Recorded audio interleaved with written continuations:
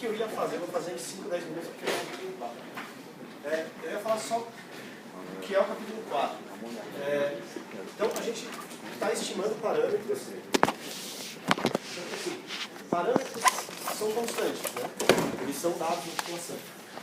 Os estimadores são variáveis aleatórias. Eles têm uma distribuição. Só que a gente não consegue fazer teste de hipótese se a gente não souber qual é a distribuição desses estimadores. Né? A gente impõe, para conseguir tornar o problema, né? Para que a gente consiga tratar esse problema, a gente impõe que os erros tenham uma distribuição normal. Que eu falei para vocês, mais para frente, essa hipótese pode ser relaxada e você em grandes amostras, os erros convergem para o normal. Mas a gente impõe isso agora. E aí, como qualquer combinação linear de variáveis aleatórias a uma normal, você vai ter que... Não sei se eu apaguei, não, eu não apaguei. Você vai ter que... Esquece o beta 2, tá? Pensa no mundo, você tem beta 1, você vai ter isso aqui, né? Então, o beta dado x... Isso aqui, o beta dado x, vai ser igual ao beta 1, que é uma constante, mais uma combinação linear de erros, né? Dado x, só te some o erro. Uma combinação linear de erros. Então, o beta segue uma distribuição normal também. Porque é um resultado estatístico que combinação linear de variáveis aleatórias normalmente distribuídas segue uma distribuição normal. Então, vamos lá. Se o erro segue uma normal, a gente sabe que beta chapéu segue uma normal com média aberta, dadas aquelas hipóteses, né? A esperança dele é igual a beta, e a variância de sigma 2 beta chapéu. Então, se beta tem essa distribuição, beta chapéu menos beta, lembra, se você somar ou tirar uma constante da variância, você não faz nada, né? Então, se eu tiro o beta, o que está acontecendo com a minha normal? Muda a média, a variância não muda nada, né? Aí eu divido pelo erro padrão de beta, o que acontece? A minha média já era zero, não acontece nada, minha variância, esse cara entra ao quadrado, né? Esse termo vai entrar ao quadrado aqui dentro, e aí isso aqui vai ficar igual a 1. Então, beta chapéu menos beta dividido pelo erro padrão de beta chapéu segue uma normal 0,1. E aí, por que que...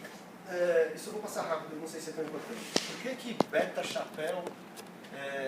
por que que aquela estatística beta chapéu menos o beta, que a gente quer testar, dividido pelo erro padrão estimado, não erro padrão, segue uma distribuição T? Isso está no Utrecht, eu só aprofundei um pouco mais.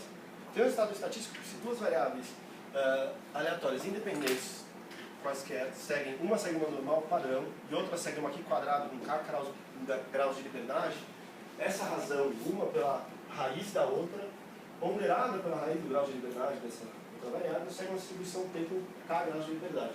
O que eu vou mostrar é que beta chapéu menos beta dividido pelo erro padrão do beta chapéu segue uma normal 0,1, a gente já viu. É esse cara. Eu vou te mostrar que tem uma outra variável que segue uma aqui quadrado com n menos k menos 1, e aí, aplicando esse teorema, a gente chega aqui, beta chapéu menos beta dividido pelo erro padrão estimado de beta chapéu segue uma distribuição T. Então é possível mostrar esse resultado, eu não sei o teorema aqui, mas assim, que esse cara, o sigma chapéu beta, aqui é um beta, né? Sigma chapéu 2 de beta dividido pelo sigma 2 de beta, vezes n menos k menos 1, segue uma aqui quadrado com n menos k menos 1 graus de liberdade. Qual que é a ideia? Uma soma de variáveis aleatórias independentes normalmente distribuídas ao quadrado.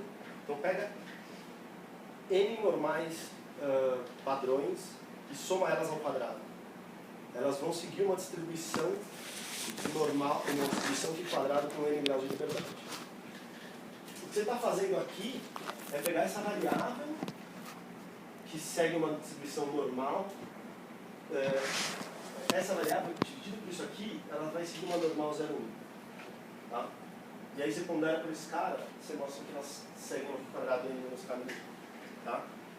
Aqui não é tão importante ter essa clareza, mas o fato é, a gente vai ter uma distribuição que segue uma normal 0,1, e a gente vai ter aqui embaixo essa variável que segue uma aqui quadrada. Ponderado nos graus de liberdade, percebe que você corta esse cara aqui, percebe que você corta esse cara aqui, e a variável que você vai ter é beta chapéu menos beta dividido pelo erro padrão estimado do beta. E aí, por aquele teorema, ela segue uma distribuição. Isso, de novo, está no UTIL, só pula esses detalhes, eu quis deixar isso mais claro.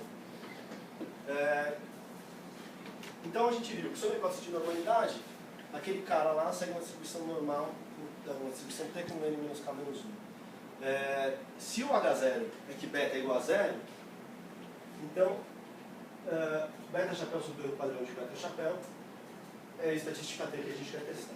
E aí, a regra de bolso é que vocês sabem fazer teste de hipótese. Se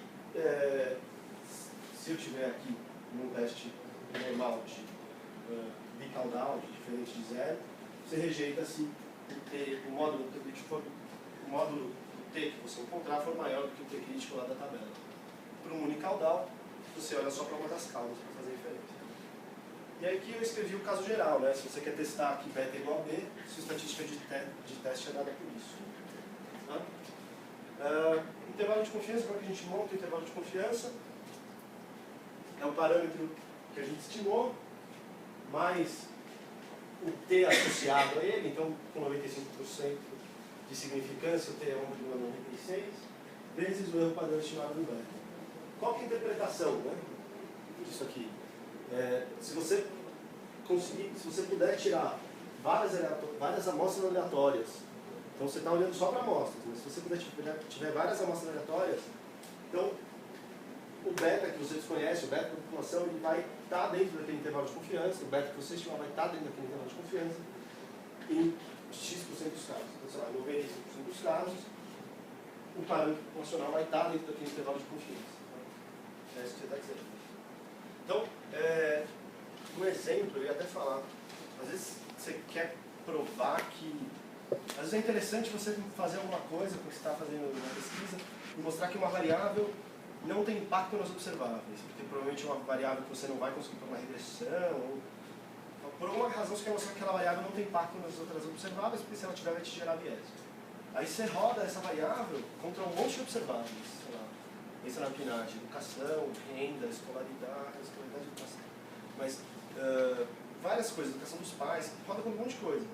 Se rodar contra 10 observáveis, e uma delas der significante a 10%, não é anormal, né? Essa é a interpretação, assim. O intervalo de confiança, o nível de significância diz pra gente isso, né? Em 5% dos casos, pode acontecer desse cara ser não significante, mesmo que ele seja.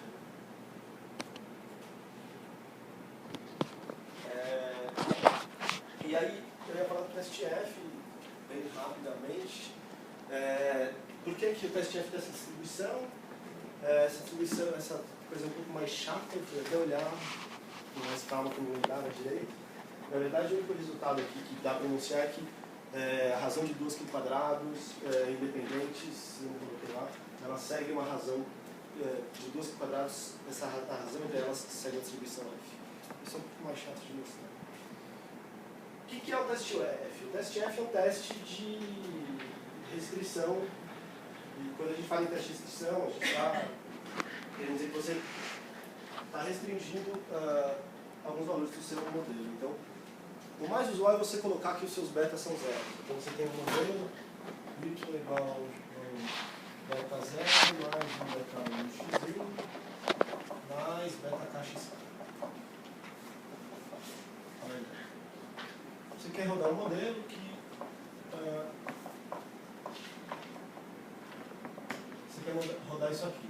Então, o que você está impondo? Qual é a sua restrição? Sua restrição aqui é que beta 2 até beta k são iguais a zero. É isso que você está impondo de restrição do seu modelo. Tá?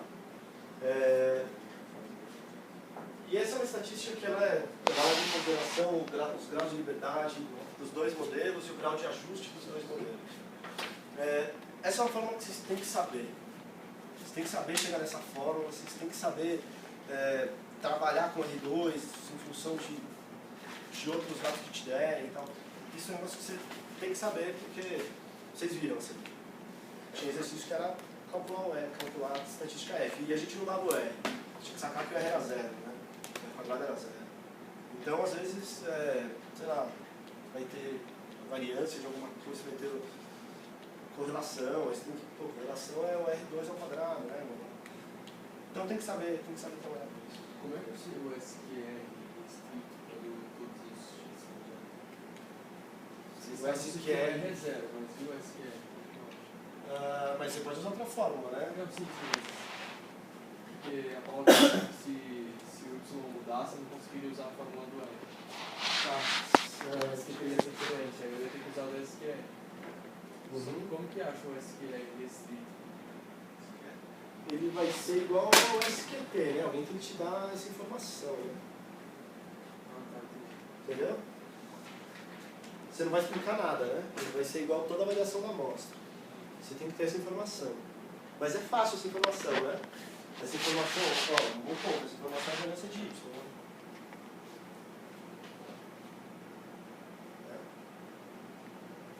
Então, você está fazendo uma cara de estranho. Não, você não está dividindo por N, né? Mas você dividir por N, você acha, né?